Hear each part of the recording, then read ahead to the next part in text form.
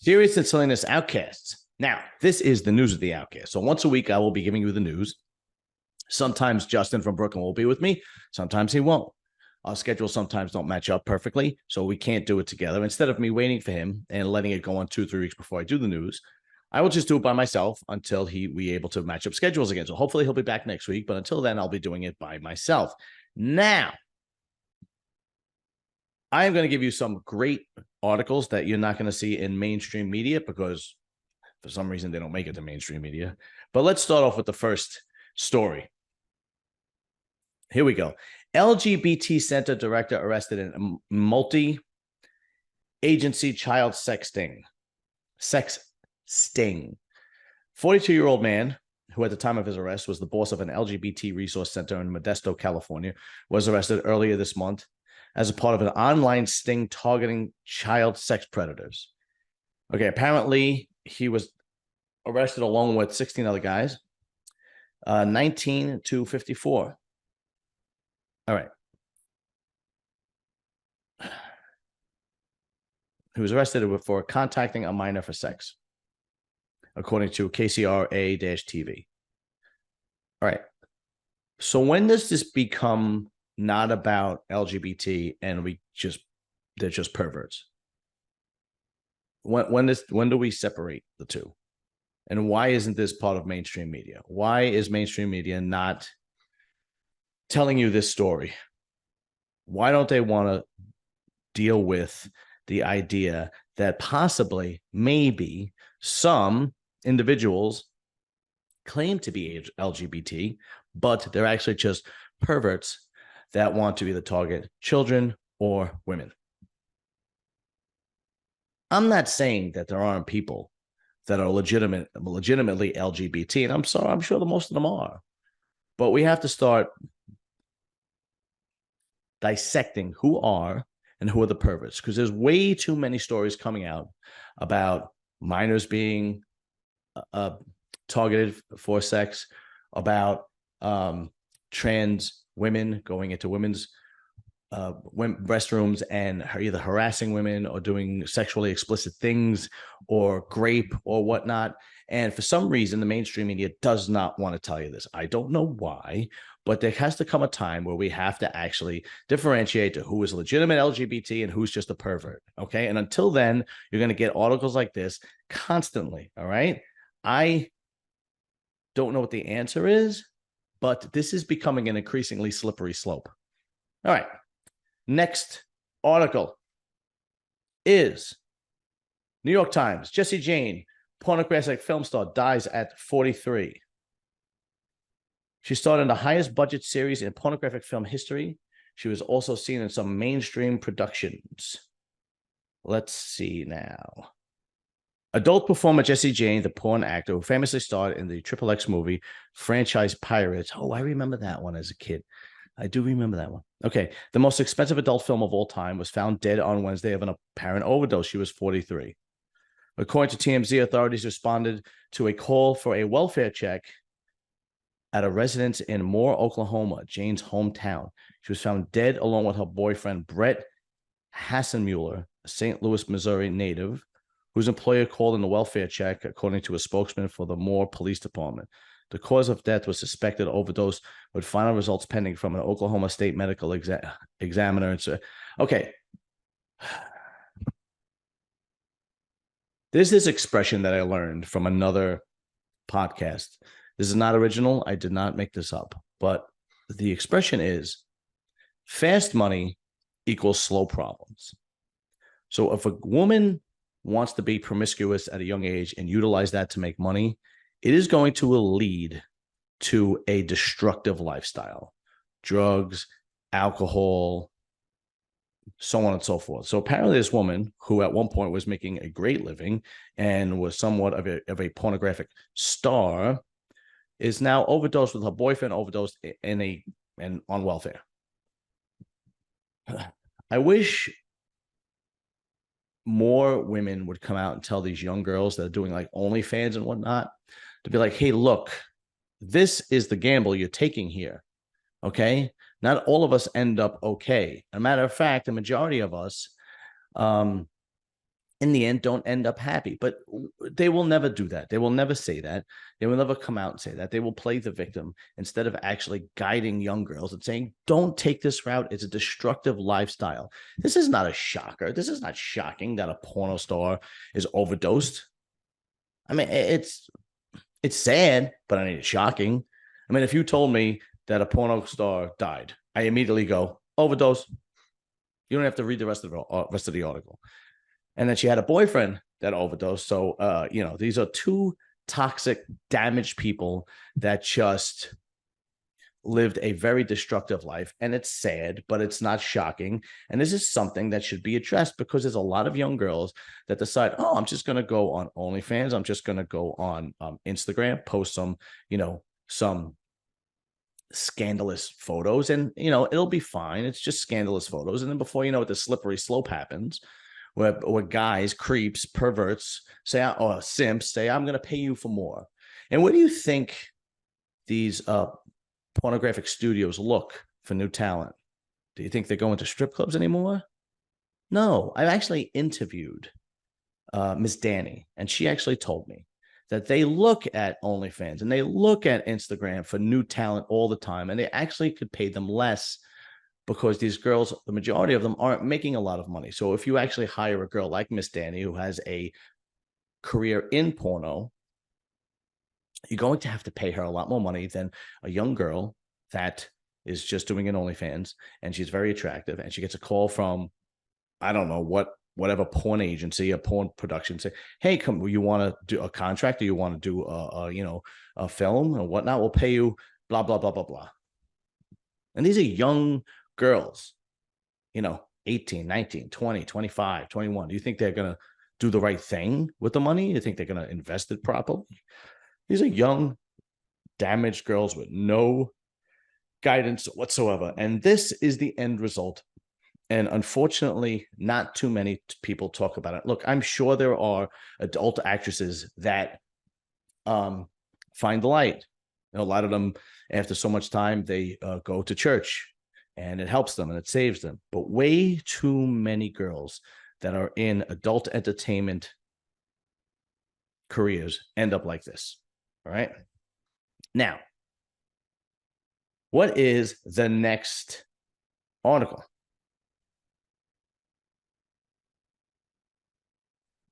Okay. This one is another one that, for some reason, mainstream media doesn't want you to hear. So now we're going to get into more of the juicy stuff, because in the last couple of weeks, there's been two major sexual allegations made by women on two major powerful men, one Donald Trump and the other one Vince McMahon. And as I read the articles and I explain what's happening, you'll see that the Vince McMahon one is a hell of a lot more interesting than the Trump one. So there's a woman by the name of E. Jean Carroll, who actually accused Donald Trump of rape in a department store 30 years ago. And there are 15 facts by Breitbart website. And I'm going to read you the facts, and a lot of them tie into this quote unquote allegation. So Carroll originally came out with her story in 2019, detailing the alleged incident, claiming that Trump sexually assaulted her in Bergdorf Goodman dressing room in the mid-1990s. Carroll said Trump followed her to a fitting room at the store, shoved her against the wall, pulled down her tights, and forcing his fingers around my private area, thrust his penis halfway or completely. I'm not certain. Inside me. How are you not certain? So, this is a dramatic event. You don't think that? All right. Okay. So here are the 15 facts. I'm going to read. Number one, Bergdorf Goodman has no surveillance video of the alleged incident. Number two, there are 0 witnesses to the alleged sexual attack. Number three, Carol first came forward conveniently with the allegation while promoting her book, What Do We Need Men For, in 2019, in which featured a list of the most hideous men of my life. Great. Number four, Carol was unable to remember when this alleged attack even occurred. She told her lawyer in 2023. This question, the date has been something I've been constantly trying to pin down. She has jumped years, originally beginning from 1994, then moving to 1995, and even 1996. Wow. Do I even have to read the rest of them? Come on. Number 5, the Donna Karen blazer dress she claimed to have worn during the alleged incident was not even available at the time of her claims. Wow. All right. All right. 6, she never came forward with these allegations over the years, despite constantly being open about sexuality, posting things that were very sexual in nature on social media, many of which Trump has shared. They include remarks such as, how do you know your unwanted sexual advance is unwanted until you advance it? And sex tip I learned from my dog. When in heat, chase the male until he collapses with exhaustion, then jump him. Oh, God. Okay. All right. Number 7. She said she was never raped, telling the New York Times podcast, The Daily, every woman gets to choose her word. Every woman gets to choose how she describes it. This is my way of saying it. This is my word. My word is fight. My word is not the victim. So every woman gets to redefine what the word grape means to her. How does that, how do you even take this person serious at this point? How do you wrap your head around that? So if I walk past you and wink and smile and you're offended and you decide that that is going to be your definition of grape. See, the biggest problem with this is that there are women that go through dramatic sexual harassment and grape. Okay. Unfortunately, I can't say the word on YouTube. All right. And what happens when you have these women come out and say things like this, and then you find out that it's obviously false and nonsense? Well, then you're going to doubt the women that really did. Okay, there is a documentary on Netflix. I believe it's called American Tragedy. It might be wrong, but I believe it's called American Tragedy. It's about this woman that was abducted, and when she was abducted, she was raped, and nobody believed her. I mean, you have to watch the documentary, but the cops didn't believe her. I mean, the media didn't believe her, and so on and so forth. Okay, turned out that she really was. She really was. Twice. She actually was abducted, and the guy raped her twice while she was abducted and then released her. And then turns to find out that this guy had did it several times to other girls. So that's another thing about rapists. They don't just choose one person. Usually, generally speaking, they do this constantly because they're not mentally able to adapt to society. They can't control themselves. They are troubled people. So when these girls come out and they accuse Donald Trump or they accuse any other large, and there is no evidence whatsoever, and you're just going to bring Donald Trump to court or whatever other powerful human being to court and just make him spend a lot of money, and then it doesn't matter because then nothing happens to you.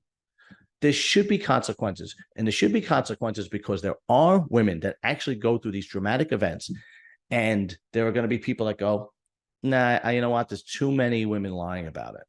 And that's the sad part. And where are the feminists and where are the women shaming these women for doing that? They should be shamed, and there should be a law. There should be some kind of lawful consequence. I mean, if you lie to a grand jury, that is an offense, right? I mean, shouldn't the same go for a woman that lies to police or lies to a judge about being raped or sexual allegations? Because this is absolutely ridiculous. Now, I'm not even halfway through the facts. Okay, number 8, she named her cat Vagina. She named her cat Vagina. That's just funny. That's just, you're a weirdo. You're a weird chick. Okay, number 9. Joe Tacopina, an attorney for Trump, pointed out in May 2023 that Carol's entire story has incredible similarities to a 2012 episode of Law and Order Special Victims. Oh, Jesus Christ. How do you take this person serious? Really? Come on, man. How does the media take this person serious? 10. Carol loved Trump's show, The Apprentice. Yeah, that's exactly what women that go through these things do. They admire the person on TV. They continuously watch their this is just ridiculous. Number 11. Carol made a joke associating sex with Bertolf Goodman in November 1993 edition of Ella, which was before the alleged Trump attack took place. Okay.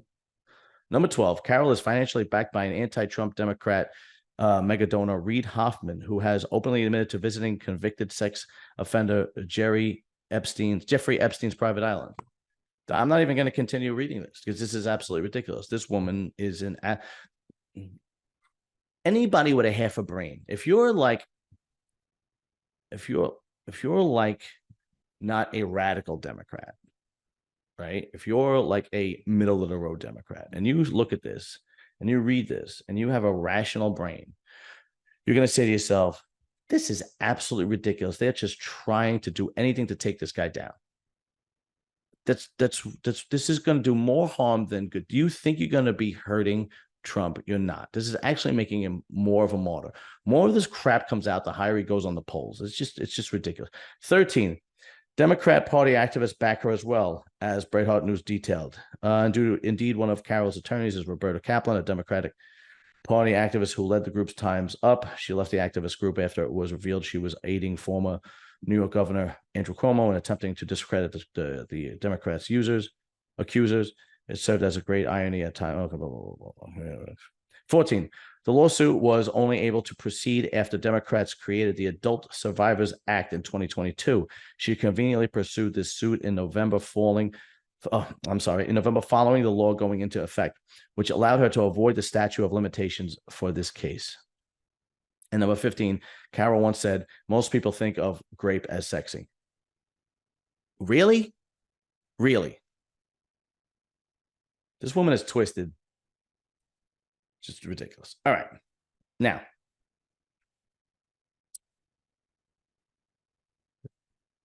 there was another sexual allegation article, news that has come out, and this one is a lot more interesting than that one. So apparently, Vince McMahon had a woman that accused her of sex trafficking and sexual harassment. And why don't we just take a look at that first article? Because I promise you this is going to get good. Vince McMahon accused of abuse, sexual assault, and trafficking in lawsuit. A former World Wrestling Entertainment employee filed a lawsuit Thursday against the company, its founder, Vince McMahon, and a former WWE executive accusing the men of sex trafficking and abuse. Janelle Grant, a former employee of WWE, said in lawsuit that she was victim of physical and emotional abuse, sexual assault, and trafficking at WWE. The suit was filed in U.S. District Court for the District of Connecticut. Okay. All right. The lawsuit includes accusations of sex trafficking, civil battery, intentional or negligent infliction of emotional distress, and negligence. All right. Now, that's the first article. The second article I am going to read is from Fandom Wire. And Fandom Wire lists a very extensive gift items that were sent to this woman that I'm going to read to you right now. So, this woman received alternative clinical medical care and medical and cosmetic services and products, clubhouse access to tickets in the Belmont Stakes, WrestleMania private full-day transportation and premium tickets, a $2,000 Nordstrom gift card, Godiva chocolates, $20,000 towards surgery paid directly to a surgeon's office, pearl diamond pave lariat necklace from Betteridge in Greenwich Village, Connecticut, Greenwich Village. Listen to me. That's the New York coming out of it. Blue cashmere knee-length cardigan, Nordstrom. Blue Burberry check cashmere scarf. Blue cashmere fur hat. Gray cashmere shawl, Nordstrom. Oh, they're all Nordstroms. Celine sunglasses, Nordstrom. Cable knit throw blanket. Large bouquet of flowers delivered approximately every other week. A 2022 BMW 430xi, $5,000 gift certificate at Lane. I don't even know the name of that store. Oh, it's a spa. I'm sorry. 2 private chef catered dinners in McMahon's condo. Now, what's amazing about this article is that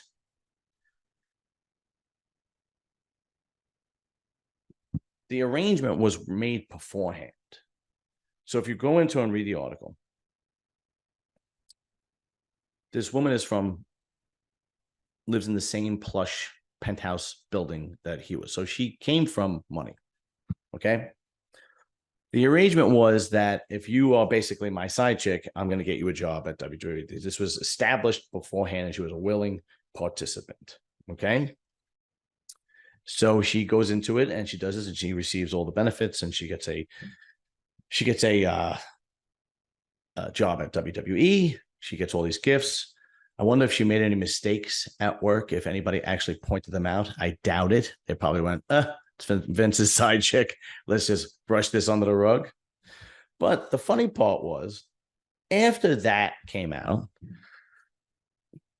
this girl's lawyer actually released text messages from Vince to her. And it shows 2 things. 1, Vince is a disgusting, degenerate human being. And 2, she was a willing participant. But I'm going to try and read you some of the text messages if I can. But I'm going to have to bleep a lot of it out because it is pretty grotesque. Okay. So McMahon, exactly, baby. He's not the only one. Blank called me this afternoon, begging to eat you and fuck you with his nice and hard dick. And what's funny is that "and hard" is in parentheses, as if he had to remind her that that's how anatomy works. Not only is it nice, it's hard too. Okay, and here's the woman responding. Give me another week, baby, and I'll be ready. I'm feeling more like myself. It's not great, but it's getting better. Tell him soon. So she clearly was a willing participant. I mean, it says it right there. And he writes back, I already told him, baby. By the way, Johnny wants Tuesdays, but not this coming one and the occasional Saturday. But maybe I can shift it to Thursday nights. Johnny would like all of the above. Well, I don't know who Johnny is, but apparently it's another person of Vince's. And apparently Vince liked taking this girl and pimping her out to other WWE employees or friends or whatever. I mean, wow. What happens when you have that much power? Do you just get bored of regular sex? Right. And you need that much to turn you on. Like we really need to push the boundaries, because like just conventional sex is not going to do anything for them. I mean, to the regular guy, they see a hot girl and, there's plenty, right? Because we don't have the selection that a man like Vince McMahon has. But after, decades of ruling the wrestling world and being a billionaire, I guess women just throw themselves at him. And the regular missionary position isn't doing it for him anymore. So he has to create these disgusting things and fetishes in order for him to get off. This is unbelievable. All right, I'm going to read you another one. And this one is really, really. Okay, this is Vince. You need your panties ripped off and three big black dicks in all 3 holes at the same time. Okay, right. Okay. Way up your pussy and way up your ass, as far as they will go, but even farther. And the thickest cock goes down your throat, so it makes you gag and convulsive as those big black cocks pound away. Apparently, Vince has a lot of black friends. It feels like from the start you're being assaulted, but it's made you come nonstop. Just one continuous constant orgasm, and just before you pass out, those big black dicks squirt their load. I can't even get through this. This is hysterical. At this point, you pay the woman. Just give her what she wants, all right? Because you're a nut, all right? Even just that, I know she's a willing participant, but give her what she wants. Like, just just reading this, I deserve like 10 grand.